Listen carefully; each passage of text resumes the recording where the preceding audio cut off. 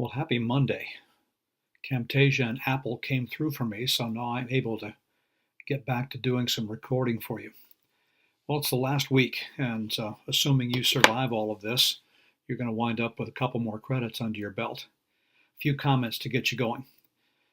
First of all, I haven't said a lot about the quotations that I've plugged in for each one of the weeks. This one's by Ruth Haycock. You're going to meet her someday in glory, and she was an incredible woman. She was the longest serving faculty member we had here at BBC, earned a Doctor of Education degree from Syracuse University, and was a pioneer in the Christian school movement. She started out teaching, and then she ended up helping start Christian schools. She was responsible to help start the school at our church. It's a woman of God. And she finally retired from here and then went off and taught someplace else for a while until finally the Lord took her home. But she was quite a woman. And the quotation that she put in there is well worth thinking about.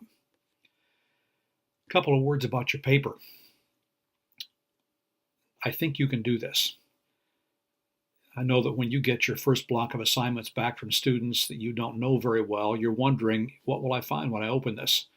And what I found out is you guys communicate really well, and you do it in the way you're supposed to. So I think I'm going to wind up with some good papers. One of the problems that you are facing right now, I suspect, is that you probably ought to write a 200-page paper to justify all the stuff that you have in your mind and have learned and want to put together, and you can't.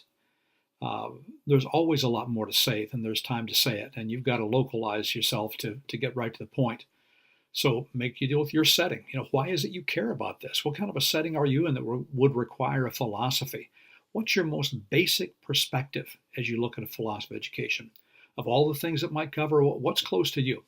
What are the implications? Be direct, go at this. And as we said before, because the nature of a paper like this, it's fine if it's first person. Sometime this week, probably, unless it's happened already, Dr. Barry Smith or Mrs. Paula Best will send you a note about your class evaluations. It would help us a lot if you'd fill those out.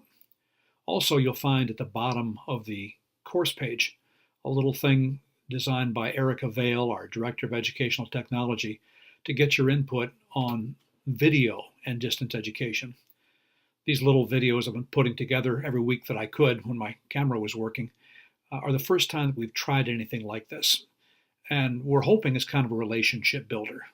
Aside from that, you wouldn't have known that I was a Chicago Bears fan, right? We're hoping it builds a relationship and makes the education process work better for you, but we don't know. And so if you would take 3 minutes, it's a 10-minute survey. If you take 3 minutes to do that for Erica, that would help. And we'll see how much more of this kind of stuff we should or shouldn't bother to put into our online classes.